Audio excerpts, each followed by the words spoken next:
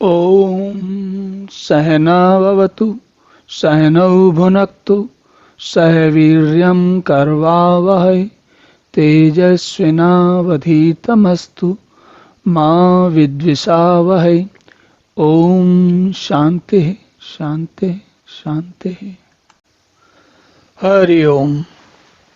तो हमें याद रखना चाहिए कि गीता का जो विषय वस्तु है वो युद्ध क्षेत्र है और भगवान अर्जुन को युद्ध करने की प्रेरणा दे रहे हैं।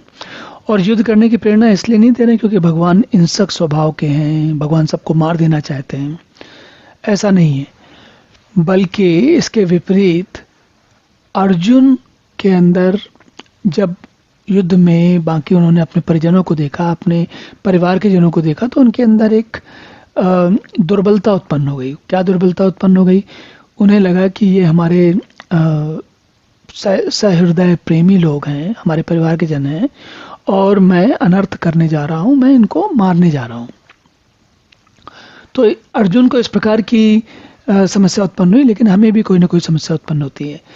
परंतु भगवान जो है वो अर्जुन को कहते हैं कि तुम कर्मों में फलाशक्ति को छोड़कर त्याग करते हुए करो, और अगर कुछ भी समझ में ना आए तो कम से कम लोक सेवा भाव से युद्ध करो।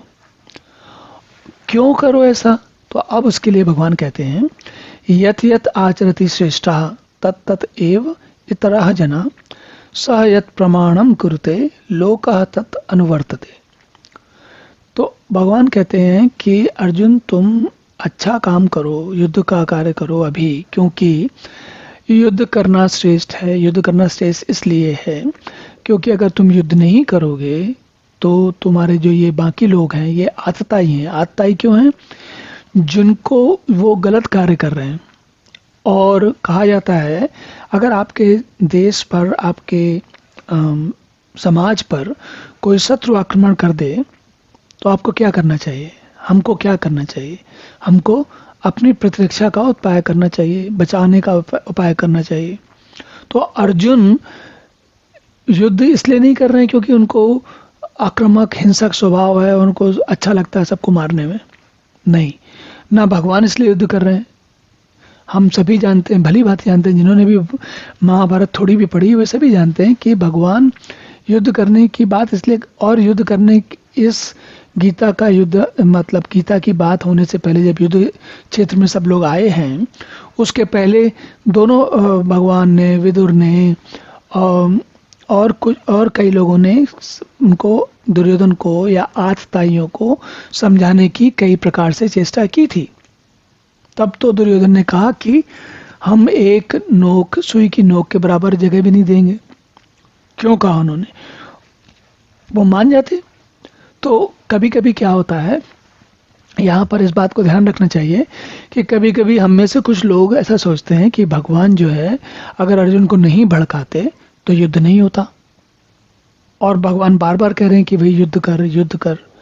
और युद्ध करने के बारे में क्यों कह रहे हैं? क्योंकि वो ये कह रहे हैं कि भाई जैसा श्रेष्ठ पुरुष आचरण करते हैं वैसा ही बाकी लोग करते हैं। जो वो करता है, जो जिन बातों को वो सत्य स्थापित कर देता है, उनको सब लोग मानने लगते हैं और करने लगते हैं। तो इसलिए श्रेष्ठ पुरुषों की यह विशेष जिम्मेवारी है कि वो सही कार्य करें और सतत सही कार्य करें। चलिए अब अगला श्लोक देखते हैं। ओम पूर्णमदः पूर्णमिदं पूर्णात् पूर्णमुदच्यते पूर्णस्य पूर्णमादाय पूर्णमेवावशिष्यते। ओम शांति शांति शांति।